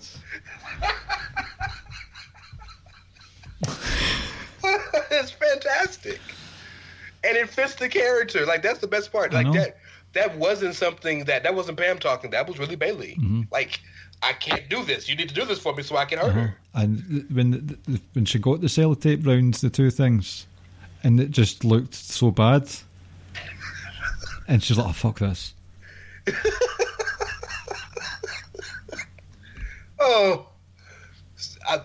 I'm glad you went this route, because as much as Sasha, give her all the flowers, we got to show love to Bayley. Oh, of course. Because Bayley may have been the MVP of WWE in the year 2020 in general. I think there's been there's a short list, but she's definitely in the conversation. She's been on every show. She's been on every pay-per-view. She's wrestled every star. She's had every big match. She's done everything with Sasha, of course. Everything asked of her. But more importantly, this is the year, because it hasn't been a full year, she's had this change. Mm-hmm. Character change. And she's had to completely reinvent herself as a character, the character which made her worldwide popular in fame and money, right? And a good portion of it in front of no people. Mm-hmm. And she just gets better and better and better and better every night, every week, every month, every show, every pay-per-view, to the point where she can, normally the heels in a match are the leaders. They're the ones that kind of lead the match, mm-hmm. right? To the point where she could do what she did in that Hell in a Cell put over her best friend in a very, I mean, that finish was dominant. Oh. We'll talk about that. To call back to the Brooklyn match. Oh, Christ. You know, but I don't think Bayley gets enough love as she deserves, because we're gonna give Sasha the love for this match as is deserved.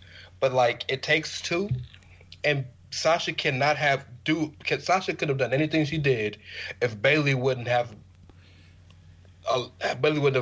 walked with her lock and step and built herself up to the point where we even give a damn that Sasha's doing all this, right?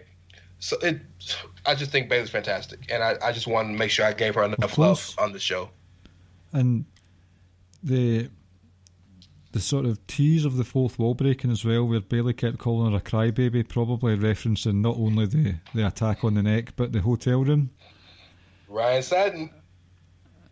Wanker. But I just think Bayley, yes, many plaudits, but this was like the end of a movie for Sasha. And the film was the last 5 years. Yeah. I know Bayley isn't done with Sasha, but you know, Sasha has to build up to Asuka for Survivor Series, and whatever we end up doing in December is that. But I'm a little disappointed Sasha won, because I thought Sasha deserved off that WrestleMania moment of winning the title. But if there's anybody that I'm never going to complain about winning a big match, it's Sasha, because she never does. Yeah, that was just in the callback. Oh my God. So for anyone who can't remember, in the Brooklyn match, Bayley, who was coming off of a straight broken hand, and during a bank statement, Sasha Banks was stamping down on Bayley's broken hand, and it was a striking visual, and it didn't get the job done. And Sasha Banks reenacted that, except this time with the chair round the neck, and it was the same kind of move, and this time it worked. And it was just... Which was also a callback to when Bayley tried to break her neck a few weeks ago. And the Bayley to Bayley on the ladder was a kind of a callback to when Bayley won. Won with the Bayley to Bayley. Just... I'm telling you, I don't care what anyone says. This has been in the pipeline for 5 years. You can hit me with your Okada, Tanahashi. Listen, fucking Bayley and Sasha Banks have been writing this story for years. Well, I mean, you know, we've been waiting on Naito and Okada for like 17 or however long it's been. So this might be second, but I'm joking. You know, Gato books everything 5-6 years in advance. So apparently, they're still in Gato's booking style. It's just, that's been a few times now where I just feel as if the women are better in structures now. Cage matches in NXT, the chamber matches, the tag team chamber match, these 3 Hell in a Cell matches. It's as if they're obviously slighter than men. They've got more room to manoeuvre. So while it's claustrophobic, they've still got room to throw shit at the walls. Can I have a slightly controversial take on why that may be? Okay. Could it possibly be because WWE doesn't necessarily care what the women do as they care about what the men do, because they know it's wrestling is still overtly sexist. The men are always going to be more important to the company than the women are. That's just what it has been, and one day it'll change, but not yet. It's close. The women are valued. The women are pushed. The women are equal in terms of we had no problem if a woman made events or a man made events as long as they draw, right? But ultimately, when it comes down to it, the men are the stars, right? So of course they're going to take more of a interest in what they're doing and try to make this, whereas the women may have a little more freedom. Yep. In other words, they're not being micromanaged. Let me give you some reasoning as to why I said that. That's not just off the top of my head. If you watch the Untold, I believe it is, on Bayley and Sasha at Brooklyn. Oh, I didn't know there was one. I'll need to check that out. Man, look, if you could watch any WWE documentary that they do, Untold, 24, Chronicle, 365, they're fantastic stuff. But there was one on Sasha and Bayley and the Brooklyn match. And they talked about how when they were practicing for the match, all the guys would either steal their stuff or go tell management they were going to do it, so they couldn't do it no more because they would say don't do it. So they just wouldn't tell nobody. So when everything they did going into the match at Brooklyn, they never talked about. They never talked about it. They just said we're going to go out there and just call it because everything else was stolen. Like, they practiced the dive, and I guess the guys stooged on them, and then they said, no, you can't do the dive. So they just said, screw it. We're just going to go out there, and we're just going to do what we want to do. Mm-hmm. And it ended up being the greatest women's match of all time. Yep. So if that's become a norm or an accepted kind of situation, well, then maybe that's why they keep getting away with stuff. Yep. Been many a good women's title match in the last wee while, and a lot of people are not happy with the 4 horsewomen getting all the spots. Sometimes no wonder. Well, when you see a match like Sunday, you're like, yeah, exactly. I get it. Yeah, I mean, but to be fair, the 4 horsemen may get all the accolades, but Asuka's had a championship for like 1,000 days. Alexa Bliss has like been pushed as hard as anybody in the company. Mm-hmm. Like, there have been other people. Yes, I would include, if you're talking about, it's been a while since Alexa Bliss was in the title scene though. But with Asuka, I would like the 4 horsewomen and Asuka, they're always floating about the title scene. Yes, and you're right about Alexa Bliss, but the difference is Alexa Bliss is the only woman who's consistently put in the area of prominence. Mm-hmm. Alexa Bliss is in wrestling or in a title match, she got a talk show. Alexa Bliss is in this, she doesn't have a match at WrestleMania, she'll host WrestleMania. Alexa Bliss is in this, we'll give her a podcast. Alexa Bliss isn't doing this or that, we'll put her in the main event storyline for the World Championship as out of nowhere. Braun and Bray, like, mm-hmm. They continue, they give her the AJ Lee treatment. Well, I can't comment. I didn't see much of AJ Lee, but I think Alexa Bliss. You didn't miss that. You ain't missed nothing. I think Alexa Bliss has done more. Yeah, it's not even a question. You know, that'll make people mad on the internet. Well, good to keep listening to us then. Sorry, I kind of gushed over that match, but you know, and Ricky know that when I get with a match, I get with a match, and I got with that match. So I just had to get all that out there. And it might or might not be the theme for my column this week, dropping on WrestlingHeadlines.com this Thursday. Like, that's wink, wink. I was going to do, but I didn't really know if it was factually correct or not. There was a lot of talk about the steak dinner karaoke musical being the best wrestling segment ever, and it not actually doing well in the ratings. Like, compared to everything else. So I was going to say, do ratings actually equal quality? But I didn't know if it was true or not, the ratings thing. Oh, do that. Forget, you can talk about Sasha forever. Do that. I want to read that column. It's too late. I've already written it, and it's going out tomorrow. Oh, you know what? No, you know what? Save that for our next wrestling debate club. But we agree, though, that ratings don't equal quality. Shit. You're right. Okay. I would love to read that column because that's very poignant point. Like that, if you watch the segment, it has nothing to do with pro wrestling, mm-hmm. but it's entertaining as hell. And like, I knew, but not most people knew that MJF could really sing. So it's a really fun to watch segment. It just has nothing to do with wrestling. Mm-hmm. So, like, if the point of every segment on the show or the point of every promo on a show, or the point of everything on the show that's not a match is to build towards watching the show for a match, then it failed. Because what's the point? Why are we caring about what they're doing? What is the point of them doing that if it's not leading to a match? Now, everything in wrestling doesn't have to, but if we're gonna do this ratings deep dive, and ratings are what matters, and we have to compare ratings to this and ratings to that, well, then the ratings are clearly a precursor to what's important on the show.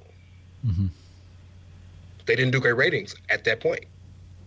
It's just I don't want to put pen to paper about ratings. Like, I just think it's so pointless. But if the quote unquote greatest wrestling segment since Austin and Booker T, the supermarket, like, and it didn't do as well as other stuff on the show, then does that not sort of give people who think that NXT are better than AEW a bit of a stronger voice?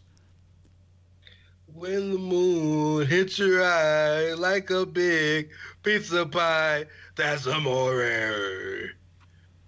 Is that what they were? Is that what they sang? No, that's from the Booker T Steve Austin segment. I was going to try and think of a moral Ronaldo pun there. When you scream at a red lock and JBL bullies you, that's a moral. Do, do, do, do, do. That's so bad, but it's so funny. Speaking of that, tomorrow, or whenever you hear The Edge next, there was a segment on TNA where Johnny Bravo was getting married to Rosemary, and he got shot just like in the old Who Shot JR from Dallas in like 1979. That's getting roasted. So okay. That's getting roasted. I'm just thinking of crazy segments. That's going to get roasted. Is it crazier than the 10-year-olds being hit and run? I think so, because a person was shot. Yes. Yes. He's laying on the ground with blood coming out of a bullet hole in his chest. And Tommy Dreamer goes up to him and screams, "No!" Yeah, it's worse. And was it a serious tone? Oh God, no! It's full camp. Right, because Akira Tozawa was eaten by a shark a few weeks ago. May that version of Akira rest in peace. Good for him. He's doing well for himself. As there's a basketball player who is now an analyst named Jalen Rose, who coined the phrase, and I love very much. It is, keep getting them checks. Yep. Akira, keep getting them checks, bro. Yep. And you were not a fan of his for a while. Was it Akira Tozawa that I didn't like? Mm-hmm. You said you were sick of him. I didn't think he was entertaining. I thought he was a great wrestler. But this campy ass ninja version, while I didn't need him to go full ninja, it's pretty hilarious. I'm enjoying it. Okay, that's good. Well, shout out to the big homie Brad. Big Brad Tozawa. We were going to have the much awaited American sports quiz from Ricky tonight, but since he's had to leave, I don't actually have a quiz sorted for us this week, Rance, so I'm afraid to say. That is okay. I could quiz you on some American sports, but I figured, no, I don't want to do you like that. That would be a little too much. So in lieu of the quiz, can we finish the show, if you don't mind, with some predictions? For what? NXT tonight? Okay. So bear in mind, many will be listening to this after the fact, but we did record it, and this is currently 10:30 GMT on Wednesday night. So. All right. I'm pulling it up. I wasn't prepared for this. I'm sorry. It's all right. Okay, so just because I'm so hyped for this, like, and you know me, I'm NXT Mark. NXT is my baby. You have Santos Escobar defending the Cruiserweight Championship against Jake Atlas. When was that announced? Yesterday or today? One of the two. Yeah, that won't change hands. Okay. I think Jake Atlas might win. Santos probably does, but I think it's a very good chance Jake Atlas wins. It seems very out the blue. Your favorite match of the night, I'd imagine. Dexter Lumis versus Cameron Grimes. It would be... in a Haunted House of Terror match. See, I'm just a bit over the cinematic stuff. Okay. It may not be cinematic. It may just be themed. Those two don't necessarily have to be the same thing. That's true. And a Boiler Room Brawl is themed, but it's not cinematic. That's true. So I'm hoping it is something of that ilk. The cinematic stuff, it's just, I get it. Yes, it was very successful, but I'm not a fan of it anymore. And if I was to watch Dexter Lumis in a cinematic setting, it would be some sick offshoot from Pornhub. Well, you mean when he was Sam Shaw and he was still in Christy Hemmings' panties and stuff in TNA? Stalker porn. Yes. I think Cameron Grimes will get this one. I hope Cameron Grimes does because, bro, Cameron Grimes is, as he likes to say, going to the moon. But Dexter's racked up some impressive wins. Who has? Dexter. I mean, strap match with Roderick. Yeah. A triple threat with Timothy Thatcher and Finn Balor. That's true. He did win that match. Huh? He choked out Tim Thatcher. That's and I'm sorry. The match between Escobar and Atlas is non-title. Atlas will win then, because Escobar loses quite a lot of his non-title matches. Oh, see, Wilde and Mendoza, they've got a great tandem finisher. They're a great tag team. It's like a Russian leg sweep kind of combined with Noam Dar's high kick finisher. Oh, so it's kind of like a high-low almost. Kind of, yeah. It's delicious. So what else have we got on the card? I got Cameron Grimes, by the way, too. Rhea Ripley versus Raquel Gonzalez in the Battle of the Horses. Rhea Ripley. I think Raquel wins. There'll be shenanigans involved then. Probably. Ember and Dakota will probably come out. It'll be a thing. Yeah. And Rhea's going to the main roster, I think, sooner rather than later. So, you leave on your back.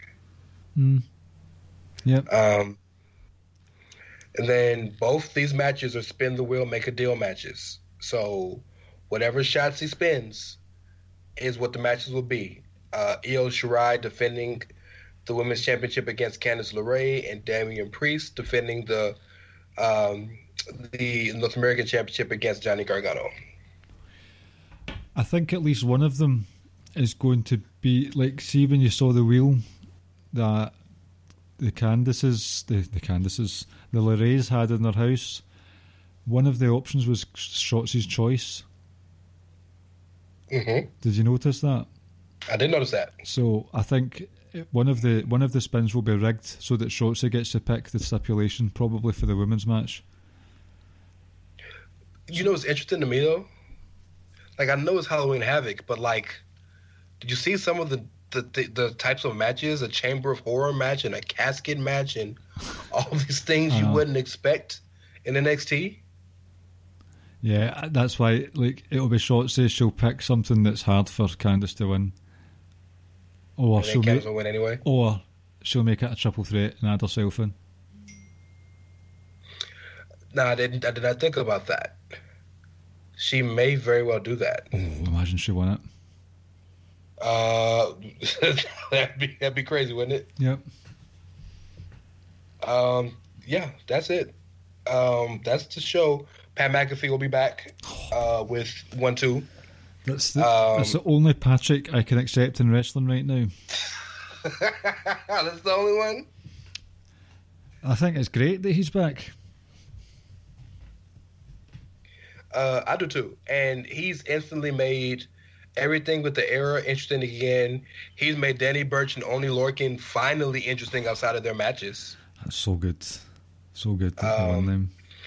And did you see he did a little promo on his Twitter responding to somebody for like 2.5 minutes explaining everything, explaining how he kind of hitched his horse to Ridge Holland, bought him the Mercedes, paid him all this money.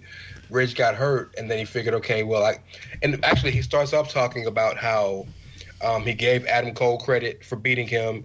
You know, he made rookie mistakes. So, you know, after the match, he thought, okay, you know what? You beat me. I messed up. Come shake my hand like a man. And Adam Cole decided to celebrate, which pissed him off even more, which made him want to go back and get him back, which is why he went to the Ridge Holland thing, got a bigger, faster, more good-looking version of himself.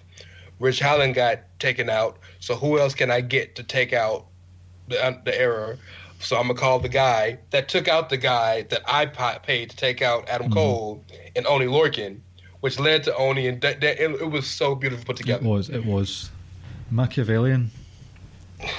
Machiavellian? Oh. They need to put that in a t-shirt. Look, everything else on a t-shirt, why not? Machiavellian. That sounds like you've got a blood disorder, though. It does. It sounds so bad. So like I need to be hospitalized. See, when I see and listen to Pat McAfee, I hear Michael Rappaport when he was in Friends as the policeman. The cop. Yeah. The cop. Yes. Well, they don't necessarily look a whole lot alike, but they talk a lot alike. So yeah. Yes, so I understand. That injected a bit of interest into NXT. Pat McAfee, Machiavellian. That's fucking brilliant. Rance, well done. Thank you. That was my Clive moment. I had my Clive moment off air with Christina Aguilera. That was hilarious, and it took you about 15 minutes to get there, but when you did, the payoff was worth it. Yeah, that is my gimmick with my one line, my jokes, that it's like a Randy Orton match. It takes forever to get going, and then it's over before you know it. RKO, baby, out of nowhere. Yeah. I am the RKO of stand-up. Sorry, my phone. I was looking up stuff, and my ad came up, and I didn't hear the phone started talking. What'd you say? I said I'm the RKO of stand-up. Sure. Sure. Let's go with that. That doesn't sound. Yeah. That doesn't sound patronising in the slightest. I mean, would you rather me lie? Then yes, RKO, baby. The 3 most devastating letters in all of stand-up comedy. Now, you might not get this joke. Okay, go ahead. I'm sorry. You might. What is a pirate's favourite R&B act? R&B? Or R&B? No. just R&B. What is a pirate's favourite R&B act? I don't know. What is it? Ashanti. Ladies and gentlemen, this has been the Ricky and Clive Wrestling Show on Social Suplex Podcast Network. You can find this. No, wow, Ashanti. That's good. That's actually really funny. I know. That's really good. I like that one. Hey, look at that. Ending the show on a really good one not for once, but for the first. Well, let me shut up. Yes, end the show on a good one. Yep. Can you tell it's not one of my own? Yes, I can. Yes, very much. Oh, I'm disappointed we didn't have a quiz, but you know. Oh, sorry. It's not your fault. It's not Rick's fault either. You know. Yep. Life happens. So we're at the plug part, and as well as your own stuff, right? You've got something quite important to plug because you were a guest on a specific show this week. Yes, I'm glad it finally dropped because he does these things like a month and a half in advance. But shout out to the big homie Mags. I was lucky enough and blessed enough to be the final guest on his final episode of Why We Watch.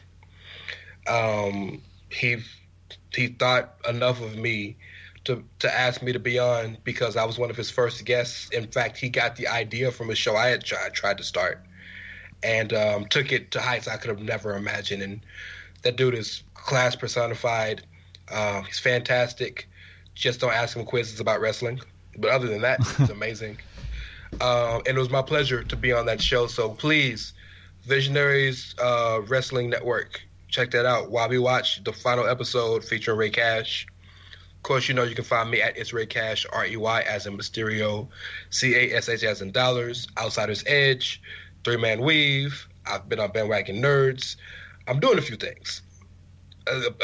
You know, I'm officially a member of the Rance and Clive show. Yes. Yeah, so check your boy out. And I was introduced earlier as all-around good guy, but I'm really outsider, contrarian, roughneck. Darren, congratulations on Why We Watch, and sad to see it go, but you've obviously got many other things going on.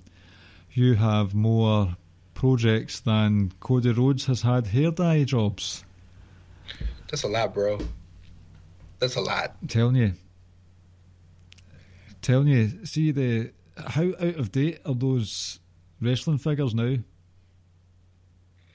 But that's the key. You want to know why Chris Jericho kept changing his gear so much when he was in WWE? Because every time he changed his gear, they had to make another action figure. So, no, I'm not going there. That's not nice. Oh, tell me off air, please. Okay. I have been Clive, and Ricky was on earlier. We have been the Ricky and Clive Wrestling Show, part of the Social Suplex Podcast Network, where you can find other shows such as One Nation Radio, Keeping It Strong Style, Grown Men Watch the Match Generator, Grave Consequences, All Things Elite, and 8-Bit Suplex Wrestling Podcast. Give us a 5-star review on your podcast app of choice. You can get these podcasts as well as the columns that we do on socialsuplex.com. If you want, you can get those sent directly to your email inbox by pressing the subscribe button. Go over to prowrestlingtees.net and you can get some Social Suplex t-shirts and other merch there, I believe. On the show notes, you've got where you can get that. On the show notes, you've also got a donate button. I'm still looking for a webcam, people. And as you've heard from the glorious stand-up tonight, that if I get £20 sterling, there will be a half-hour wrestling stand-up podcast. They're specifically sent to your email inbox. I'll be sliding into your DMs quicker than some wrestlers have in the last few months. Oh my God. Oh, wow. I don't know what's worse, the joke, or you're offering that for just £20 sterling. Yeah, the pound, I don't know what's just. That's pretty low. This pound sterling's quite weak at the moment, isn't it? It's a little bit, yeah. A bit like my comedy. Oh, yeah. You can get us in the Wrestling Squared Circle Facebook group, and we are at Ricky and Clive on Twitter. Rance, thank you very much for joining us tonight. My pleasure, sir. And we will speak to you next week. Thank you for listening, and good night. Thank you for listening to the Ricky and Clive Wrestling Podcast. We'll see you next time.